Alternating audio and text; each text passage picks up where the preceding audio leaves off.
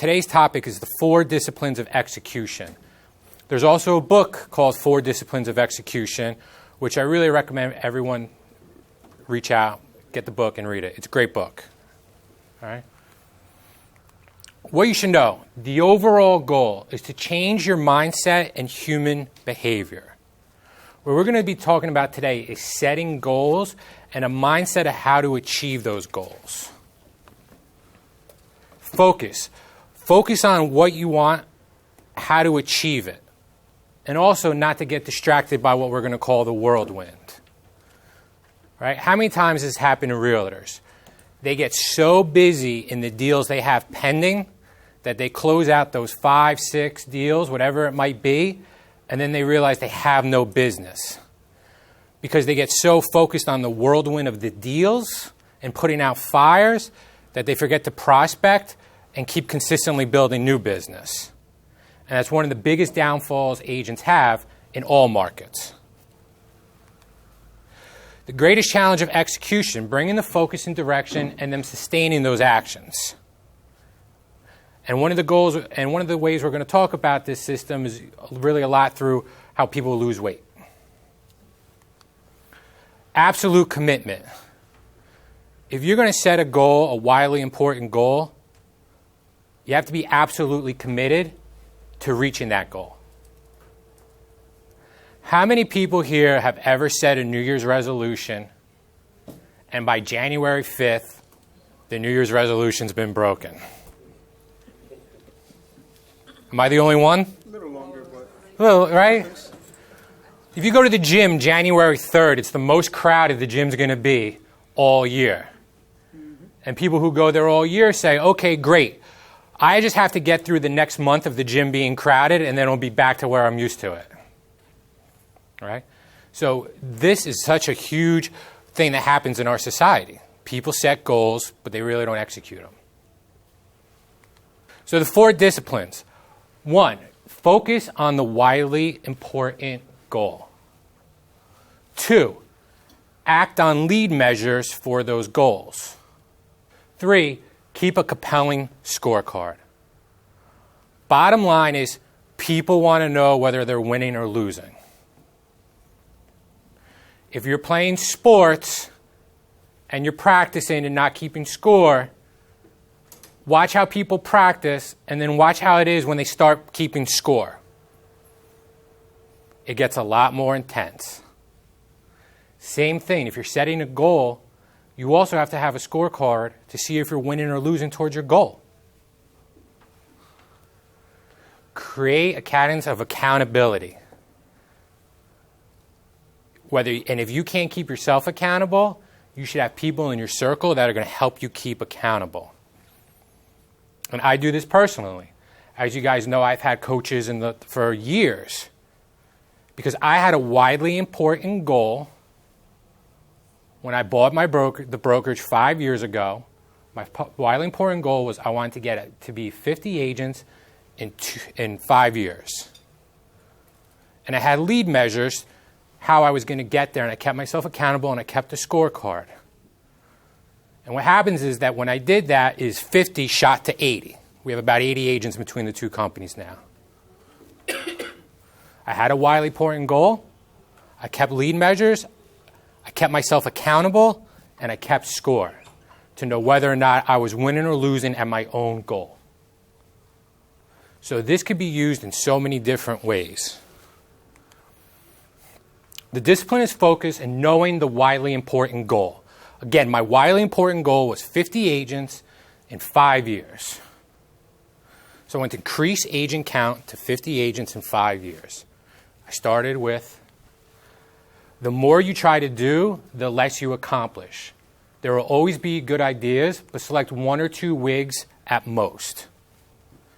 What happened, and I see this, is I want to get 75 listings by referral. I want to do this. I want to do that. I have a saying, and I'm sure a lot of you have heard me say this in real estate. When you start going in 15 different directions with your business, you're only going to go in one direction. And what direction is that? Down. The agents who focus on what they're really good at and they double down and they stay in their lane are usually the top agents. And I always use the example of this. I've seen it in email signatures. Carl Sanfilippo, RE/MAX First, luxury specialist, certified distress specialist, senior specialist, and part-time photographer. What am I really a specialist in? Email signatures, right? When I got into real estate, I chose a lane, distressed properties, and I stuck to my lane, right? So that's really important. You can't set 15 different wigs. My wig wasn't to be, hey, I want to be 50 agents, 5 years, still do all these listings, do this, that, and no. My wig and everybody else surrounding me knew it. So X to Y by when? Bad goal. Save money for a trip in August. Good goal. Increase your savings account from $300 to $1,000 by August 1st. Same thing, just a different way to structure it. Let's tie it into real estate. Bad goal, I want to get more listings. Good goal is, I want 10 listings in the next 3 months. You guys see the difference between a bad and a good goal? It's really dialing it in and making it focused. Because it's a lot easier to measure the good goal than it is the bad. And to keep you focused. So, the whirlwind. What the whirlwind is again, is the distractions of everything that happens in the business. Who here says, I was going to prospect today, but... Am I the only one that's ever said that? Because the whirlwind of other people's problems, my own issues, that before I know it, I didn't prospect. It's also why I'm a big believer. For me, personally, I do well when I prospect in the morning because I get it done and I get it out of the way. It's sort of like if I don't go to the gym in the morning, I find 1,000,001 reasons to go home and watch Netflix with my gym bag on the kitchen table. So again, it's not being distracted by the whirlwind. You got to be focused in on your goals. Determining your wig. Define the wig according to the following rules. Begin with a verb. Define the lag measure in terms of X to Y by when. And what your lag measure is sort of your goal. So your lag measure is something that you can't change. You step on the scale, you weigh 110 pounds, that's your lag measure. Because at that point, you can't do anything about it. Right? Keep it simple. Focus on what, not how. Don't ask what's most important. Ask if everything else remained the same, what is the one thing you could change that would have the greatest impact? Use an example, improving your grades in school. Right? What do you want? Getting more listings. If you really like work and by referral, is I want to get 17 more transactions by referrals in the next 6 months. Whatever your goal is. And some in this room, I've sat here and done planning. And I say to you, what is your goal? How much business do you want to close in the next year? I want to close $8 million. Okay, great. Have you ever broken down exactly what you have to do to get to $8 million? What's your average sale price? How many deals does that equate to? How are you going to generate the business to get to that level? It's great saying it, but if you don't have an action plan behind it and ways to measure whether you're winning or losing, how are you going to get to that goal?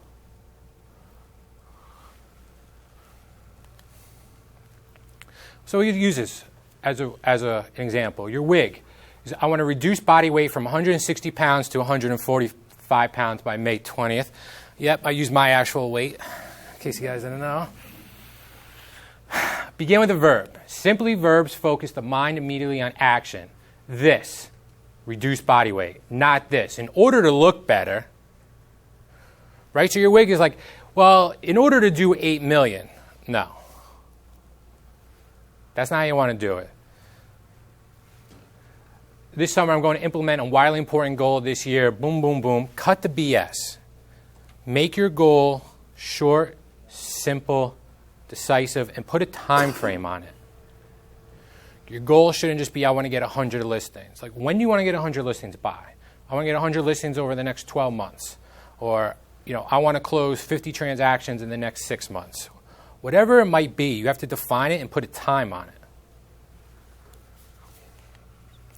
Keep it simple. Most goals are vague, complex, and pretentious. Reduce body weight from 160 pounds to 145 pounds by May 12th. Not, I'm committed to losing weight and being healthier. Right? Don't set the goal as, I commit that I'm going to work more in the next 6 months. What does that actually mean? Right? This is fluff. And any of you know me, I hate fluff. When people try to tell me, well, this happened, I'm like, stop. Stop all that. Tell me exactly what happened. I don't need all the details about, the cat was on the ledge, and what happened? Cut the fluff. Focus on the what, not the how. Many people define a clear goal, but they complicate it by adding a lengthy description of how the goal will be achieved. I've heard that too, right? I'm going to do this, ba, ba, ba, ba, ba, ba, ba. No, what's the goal? We're going to talk about measures, how to get there. It doesn't need to be long and lengthy. Reduce body weight from 160 pounds to 145 by May 20th, not reduce body weight from 160 pounds to 145 pounds by May 20th through healthy diet and intense exercise.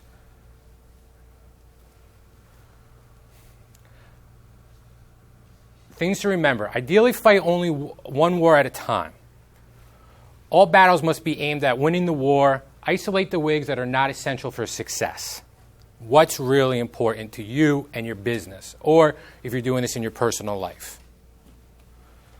All right? Leaders must ask, what is the fewest number of battles necessary to win the war? Set a finish line for each battle by X by when. I'll use my example. Again, my wig. 50 agents by 5 years. Very short and simple. I didn't get too distracted off the path. And I kept myself very, very, very accountable on my goals. And I'm the worst when I set a goal because I hit the goal and I get to it and I'm like, wow, that's it? What's the next wig? And I'm not going to share with you guys what my next wig is because I'll probably get a lot of crazy looks in this room. But I know what my next wig is that I'm consistently working on to get to.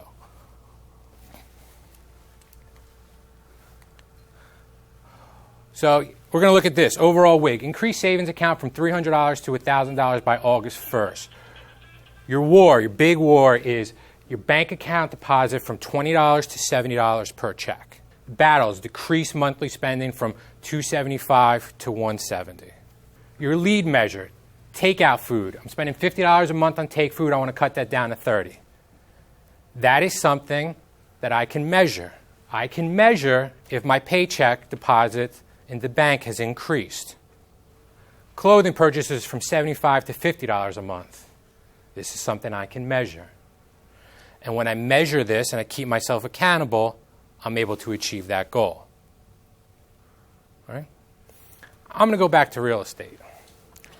One problem I see in real estate is too many agents focus on that top number. Right? The adjusted gross commission. I was with somebody in Brooklyn yesterday. He's a team leader. He said, Carl, my lowest point in real estate is I won every single award in Brooklyn. My team did $1.1 million in commissions. I won every single award that year. Company party, they were clapping for me. I netted $82,000. But I got every award.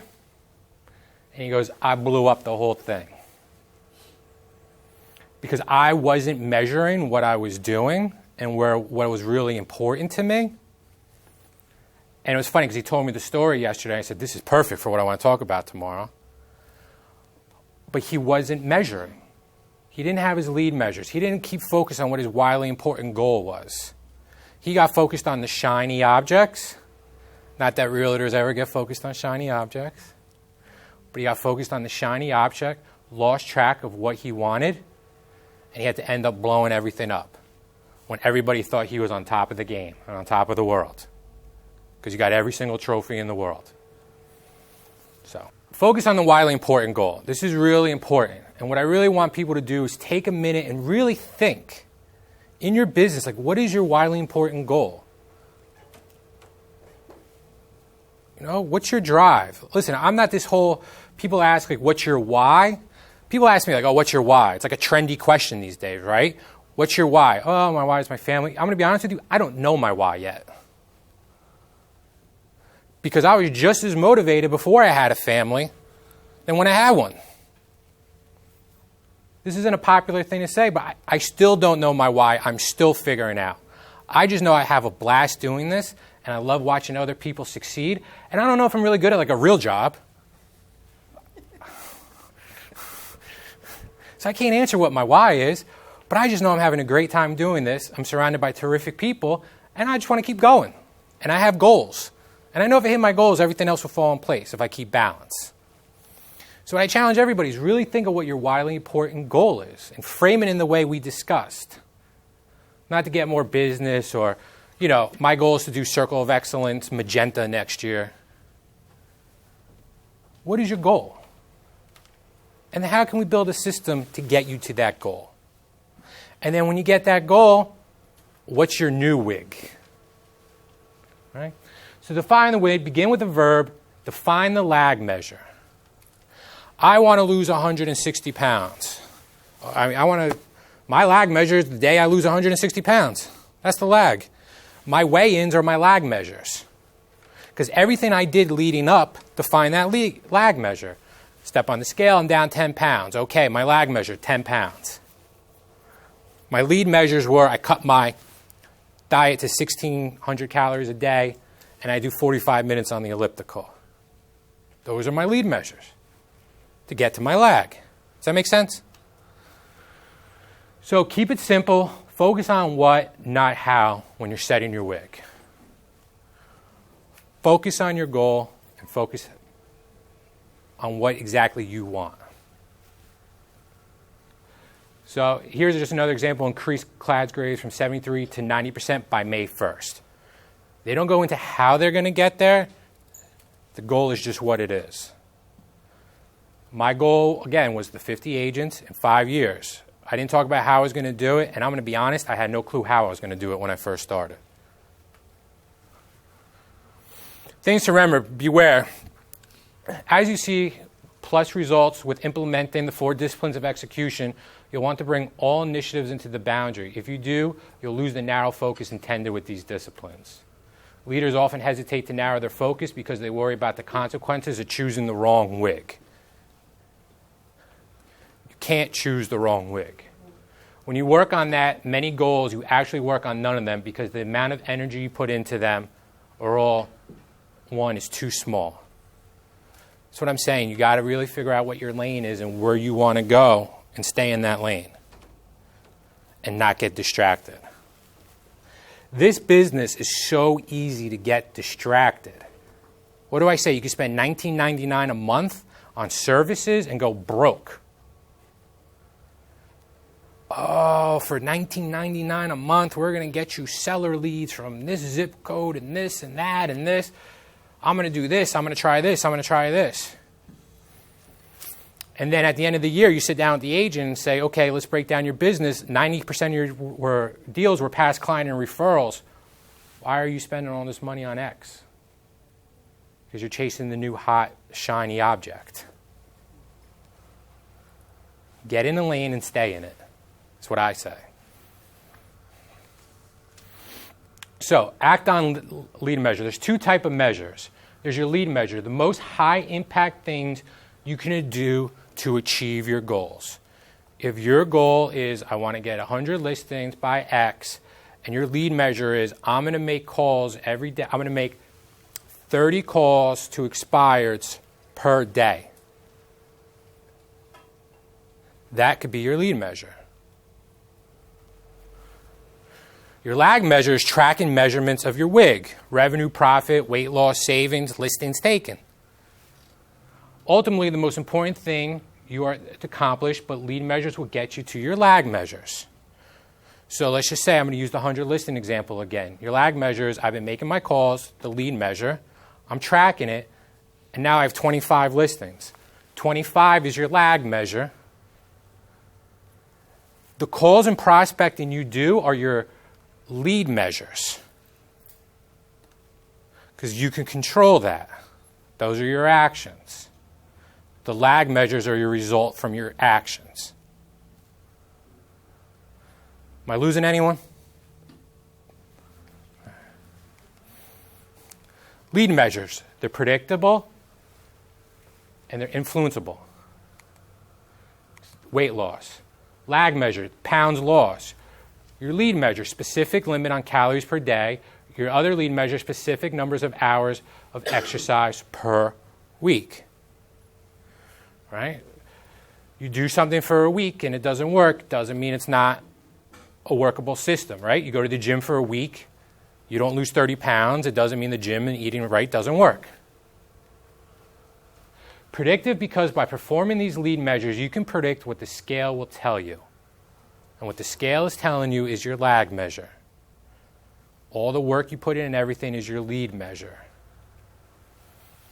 Influenceable, because both of these behaviors are within your control. Can you control how many calories a day you intake? Except around the holidays.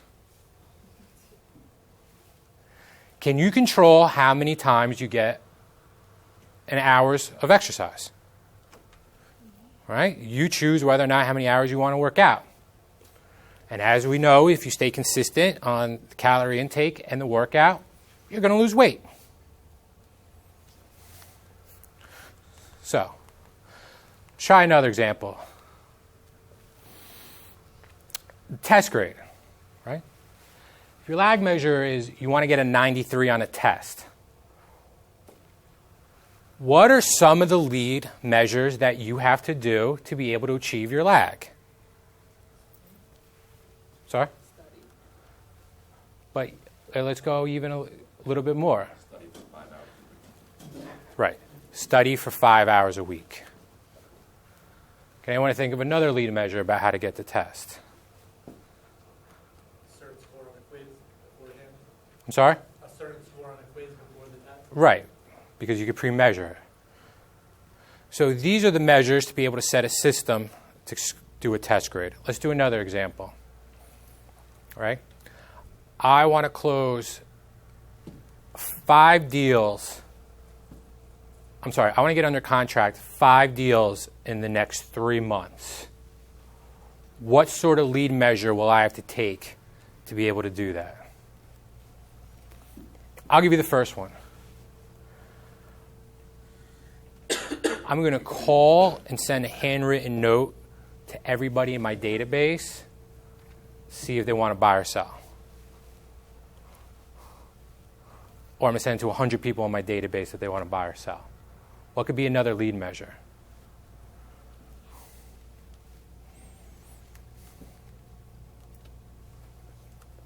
Call the clients. I'm sorry? Call the clients. Call clients. But I'd say even with the call the clients is, I think that would go into, I want to call my past clients. I'm going to call 100 of my past clients and also each write them a handwritten note. Another measure could be, if you're newer in the business, is I'm going to hold an open house every Sunday for the next 3 months. And you're going to measure how you're doing on that, whether you're holding the open houses. All right, so there's certain ways that you want to measure to get to your results. Choosing the correct lead measure. Once you identified a couple of high leverage lead measures, test them against the criteria. Consider the possibilities. Resist the temptation to choose too quickly. 2, rank by impact. Narrowing the focus for a few lead measures permits stronger leverage. 3, Test the top idea. Resist temptation to choose too quickly again. Right? So if you're really sitting there and you're trying to figure this out, you really have to go through elimination and process of what you think the most important things are to get to your goal. When I say like this too, if you're looking to do this goal and you know you're never going to call expireds or you're not going to go after FSBOs, you shouldn't probably put them in as your lead measure. Because you're not going to do it. But you got to see, is it predictable? Is it influential? Is it an ongoing process? Let's just say I was going expireds. People who call expireds all the time can usually figure out how many calls they have to make to get an appointment and how many appointments they have to go to get the listing, if they're tracking.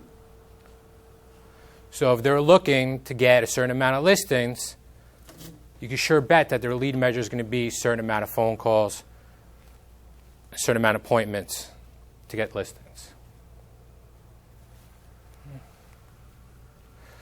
Keep a compelling scorecard.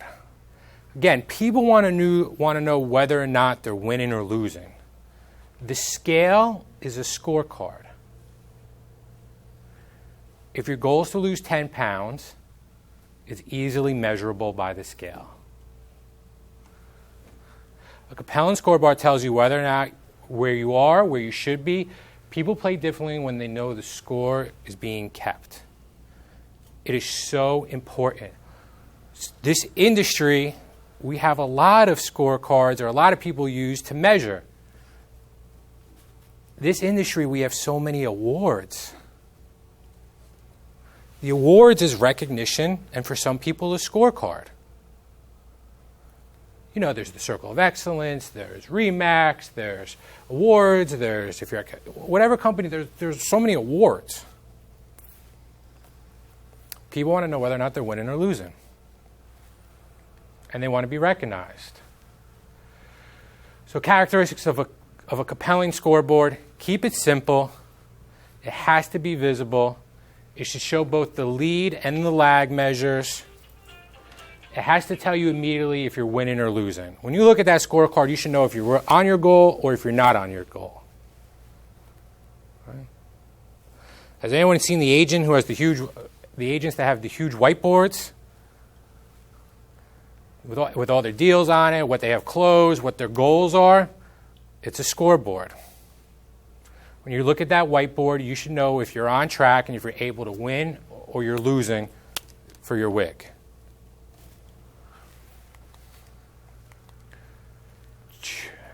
With the scoreboard, you want to choose a theme.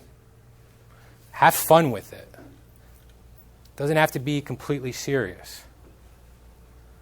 Right? You ever hear about the person who's trying to lose weight and on the mirror they put like pictures of people who they want to look like?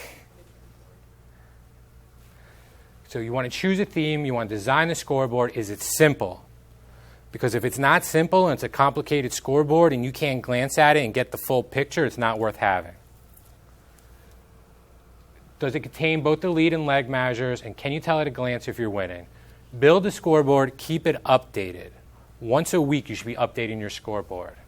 That's why I'm saying if it's too difficult and too complicated, you're not going to do it. And when I set a WIG, once a week, I'm reviewing my WIG to see where I'm at.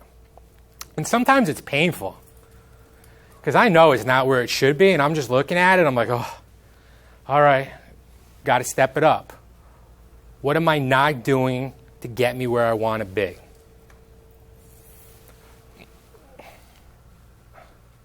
WIG, increase savings account. This is just an example of a scoreboard. Increase savings account from $300 to $1,000 by August 1st. The lead measure, reduce takeout food limit from $50 to $30 per week. Right? Week 1, 2. And here you're just keeping score. How much did you spend? I know I've done this. I've looked at my bank statement and I really looked at what I spent. And I'm like, I can't believe I spent all this money on this. I don't know if I'm the only one in the room that's ever done that. But when you really look at it, you're like, wow, I can't believe I spent this. But if you're keeping score and you're really looking at what you're doing and you want to reduce something, If you keep a scorecard, it's going to show you, and it's going to keep you accountable.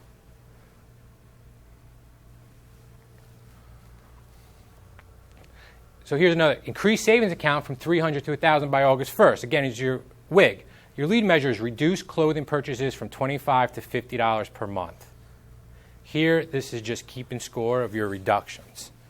This is how you know if you're winning or losing to achieve your WIG at a glance. And it sure helps to keep you accountable.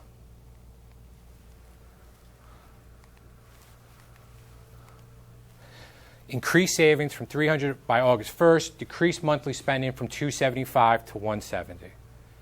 So here it is. March, your usual spending. Your meal spending, clothing, monthly spending, allowance, savings. And you're able to track. It doesn't have to be anything complicated. If I was to track how many contracts I'm doing per month, I would have the month and the number of contracts and what the goal was. And I would build a scorecard that way.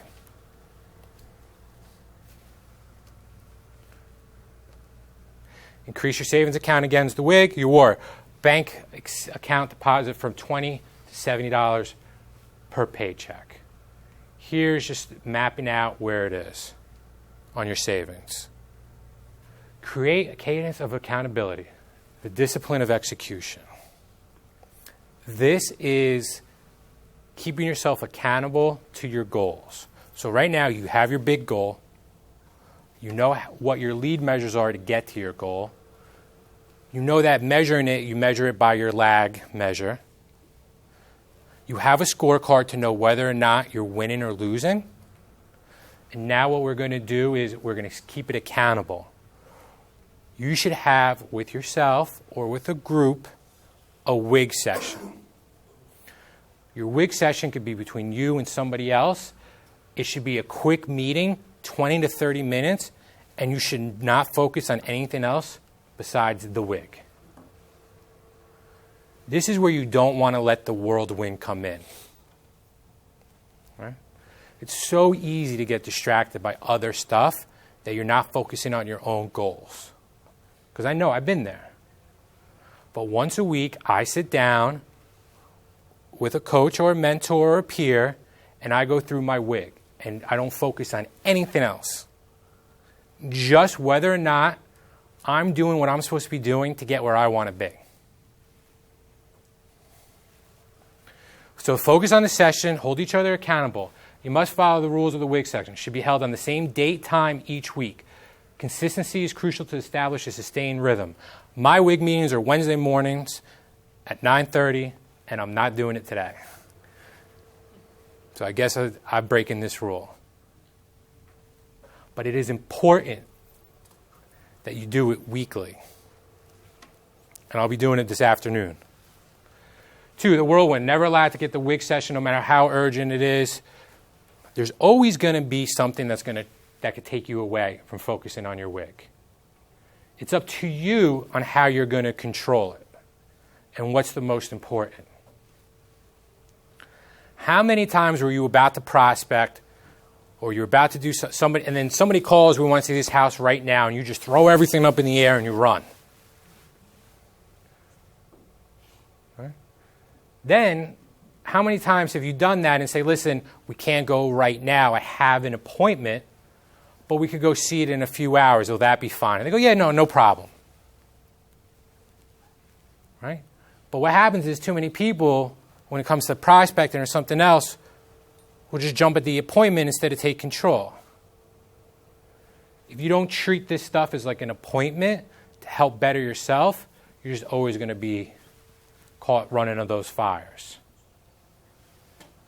All right? I always say to agents, don't be afraid to tell the client, like, hey, I have an appointment right now. They don't know what that appointment could be. But how about I show it to you tomorrow, first thing tomorrow at this time? Would that be okay? Most of the time, people understand. In this market, some people don't. Oh, yes. And I get that, because this market's crazy right now with how fast inventory is moving. Right, in this market, the inventory is totally like, it's flying off in the first 7 days or it's there for 4 months. I feel like there's no in-between. days on market 40, it's either like days on market 7, multiple offers, or it's 4 months out, and it's no in between. So, a compelling scoreboard, again, it's going to tell you whether or not you're winning or losing. I know I've said that. Weekly commitment, big question. What can we do this week to impact the lead measures? Again, when I sit down in my WIG session, I look at where I'm at and what my goal is. What can I do with my lead measures to affect my WIG? The WIG doesn't change. My efforts toward my lead measures to get me where I want to be is what I have to focus on. There's a saying, how do you eat an elephant? One bite at a time. What do most people still try to do? Eat the whole elephant. I see agents do it all. They set this huge, lofty goal, and they don't have the measure, and they keep focusing on that big goal. When I say you just got to focus on the steps you're doing every day to get you to that big goal. Because once you execute on that small daily level, it's going to get you to that big goal. If you're always just reaching for that big goal and not focusing on the small things, that's when it makes it difficult. What are you doing today to help you get to that big goal? What are you doing once a week to measure what you did through the week that you didn't get there? Right? How many times have you heard, oh, I just didn't have the time. I didn't have the time. A lot of times you didn't make the time, or it's probably something you didn't really want to do.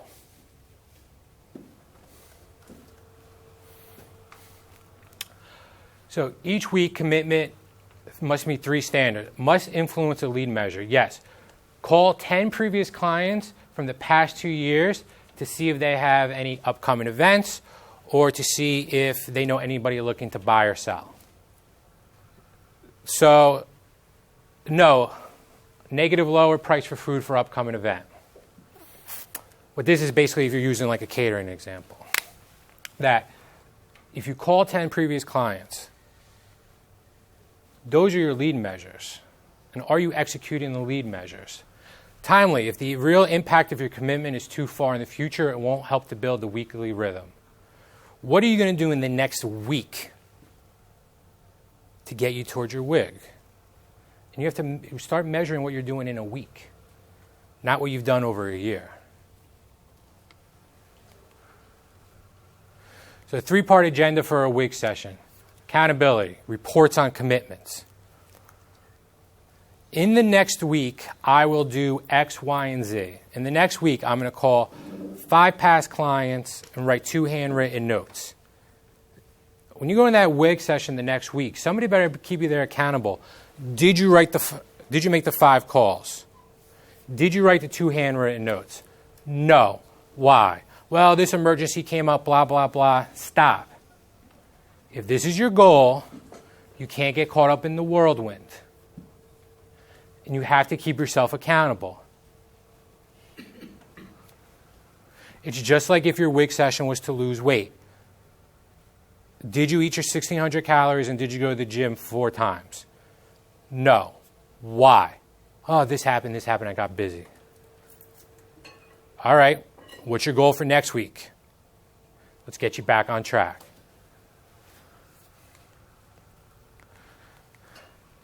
Reviewing the scorecard. Where are you at in your scorecard? Are you doing the lead measures? Are you looking at it weekly? Do you have it in front of you to keep you accountable? I think you were saying before, right? It makes a huge difference once you write it down and it's in front of you. Your scorecard is you writing it down and keeping it in front of you. This is a system on how to reach your goals and take actionable steps to get you to the goals. Listen, this is not like the sexiest training, I know. Right? We're not talking about how to get listing lead generation and how to do this and how to do valuation squeeze pages and all this nonsense out there right now. But what this training is and what this system is to really get you to the levels that you think you might not be able to get to in a systemized manner and to break barriers.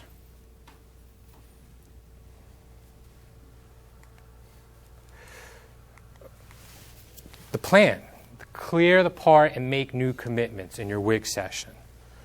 This is what happened last week. Last week is gone. What am I going to do from this WIG session to the next WIG session for my lead measures to get me to my goal? If you do it like this and keep yourself accountable at a week at a time, it's amazing how much is going to happen over the amount you set of time in your WIG session. So let's just think about this. If your goal was to do a certain amount of business in a year and you did this once a week for a half hour, how many hours have you just spent reviewing yourself, setting new goals, and keeping yourself accountable? It's going to be something like 26 hours. That means you spent one whole day, over one whole day, keeping yourself accountable, measuring your accountability, and working towards your big goal. Most people focus on the elephant, the 12 months. They're not worrying about the bites they're taking once a week. They're not worrying about chipping it away. It's the tortoise and the hare. So weekly commitments and WIG sessions, schedule into your week for higher accountability. As you guys, most of you know, I am like, my Google Calendar is color-coded with everything in there. And I'm always 10 minutes early. Because in my high school football coach, if you weren't 10 minutes early, you had to run laps, and I hate running. So I was 10 minutes early to everything because I did not want to run gassers. And I still am that way. But that's why I use my calendar. Because I block out WIG sessions, accountability sessions, prospecting time, time to work on my lead measures. Because I know what my wildly important goal is. And like I want to hit it. I'm going to be blunt. I want to hit the goal. And then I'm going to set like a new goal. Because to me this is fun. I probably need another hobby, I know. I get bored playing golf. But again, I block it out. So if you're not using your calendar, I really, really, really urge you to start using your calendar. Because when you put it in writing and it's in front of you and you get alerts on your phone, it's going to keep you accountable.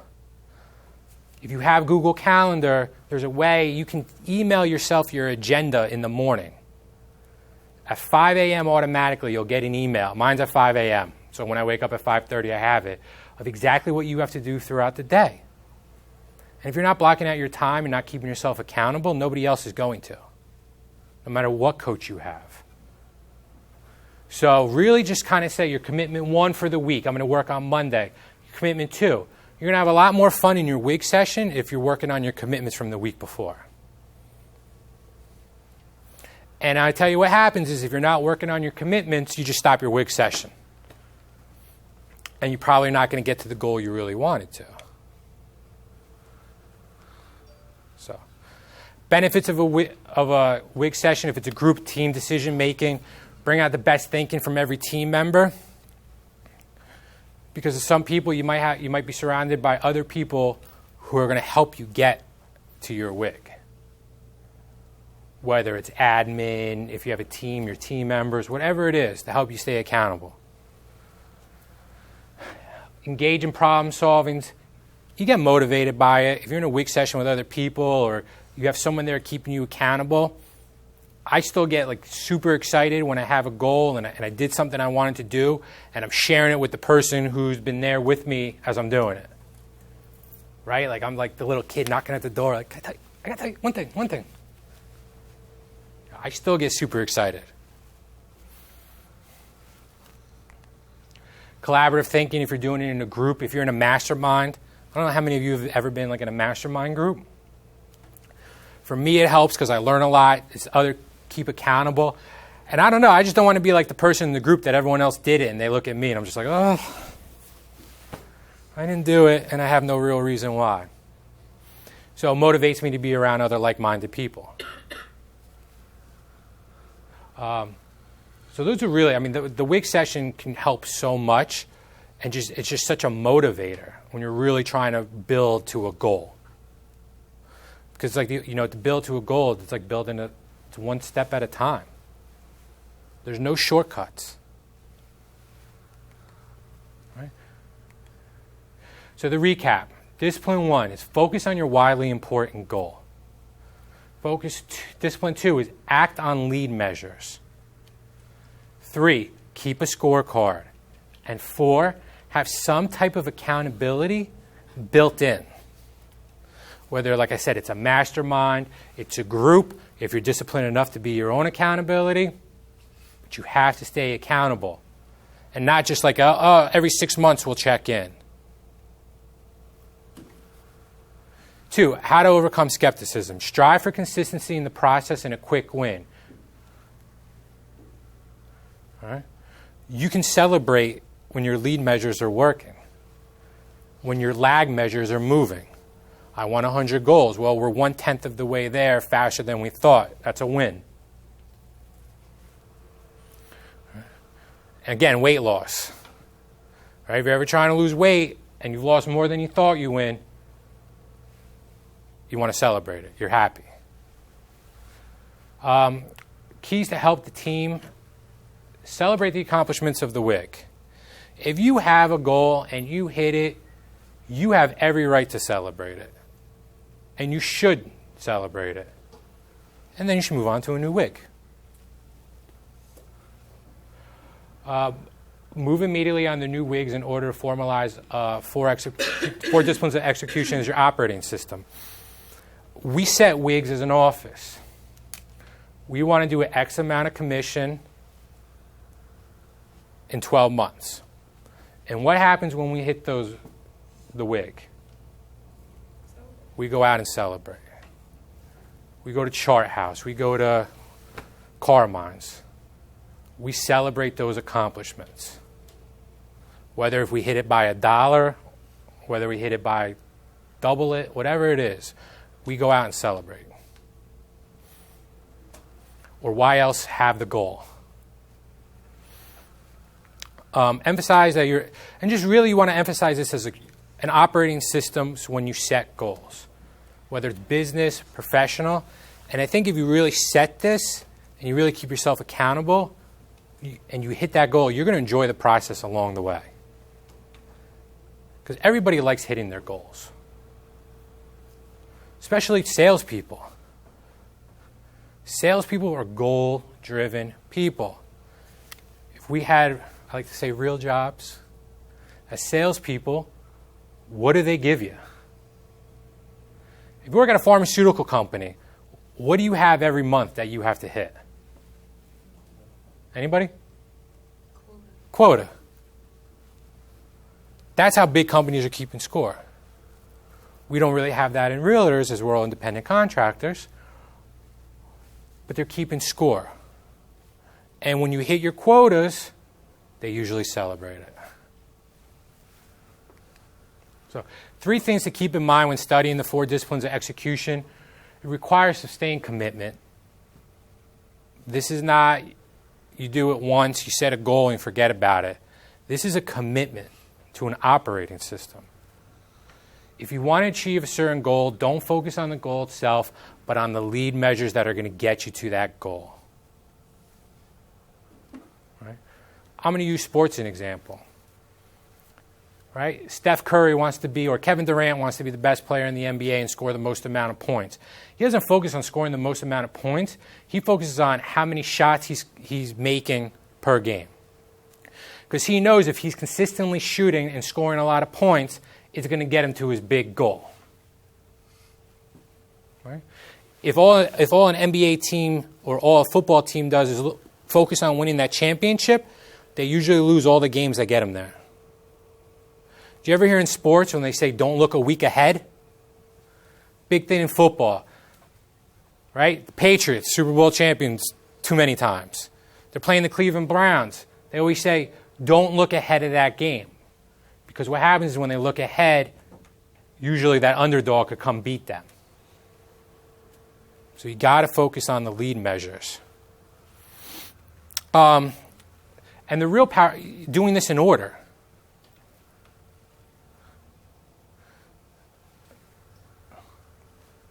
So 3 challenges. 1, performing consistently on lead measures. Again, it's like going to the gym. For a lot of people, it's consistently hard to get up, watch their diet, and go to the gym. 2, keep the scoreboard current. I've been in offices with agents and they have a scoreboard and it's listings that they had 3 years ago. Oh, we don't use that anymore.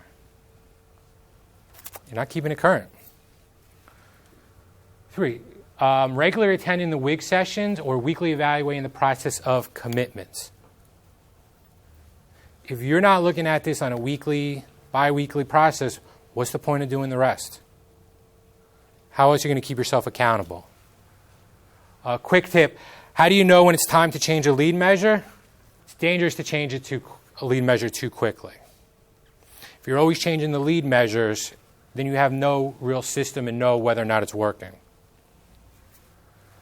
So before abandoning the lead measure, consider these important questions. Is the lead measure moving the lag measure? Is the consistent working out and is the consistent diet having you lose weight? Is the lag measure moving enough? If not, you might consider raising the standard for performance on the lead measure before changing it. Go back to the gym. If your lead measure was to work out an hour per week and eat healthy, but you're not losing as much, you might have to adjust your lead measure of how many times you go to the gym. Has the team achieved the lead measure for at least 12 consecutive weeks? This is the minimum time in our experience needed for a team to form a habit.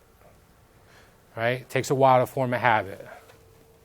So it's important that you give it enough time. You can't just try it for a week and say, oh, it doesn't work. I called expireds for a week and I didn't get one listing. It doesn't work. Well, have you called expireds for 3 months? No. Well, if you do it for 3 months, I'm sure it's going to work.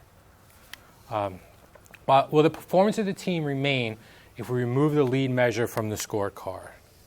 So if you lose, so I want to get 100 listings and we're going to remove calling past clients. Will that affect anything? All right? So you have to remain focused on the wildly important goal and resist the allure for the next great idea. All right? I'm going to use Apple as an example. How many products does Apple really sell that they made so much money? They have an iPad, they have an iPhone, they have computers, desktop, laptops. Apple's not trying to get to Mars. Apple's got enough cash where it could compete with Elon Musk to try to get to Mars. But that's not their wildly important goal. Their wildly important goal is to dominate one space, even though they have more cash than just about any other company. But you don't see Apple going in 1,000,001 different directions. They're staying in their lane. So it's important to not get distracted, because it's very easy to get distracted. It's like the person, I'll use an example. I know somebody who sold a company $25 million and was in the real estate space.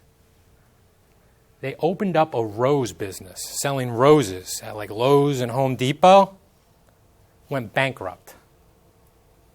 Wasn't in his lane. Wasn't what he was dialed in for.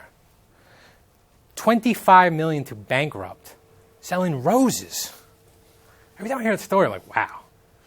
Because the person's not staying in their lane. So it's really easy to get distracted, and it's really easy. I see this a lot with agents.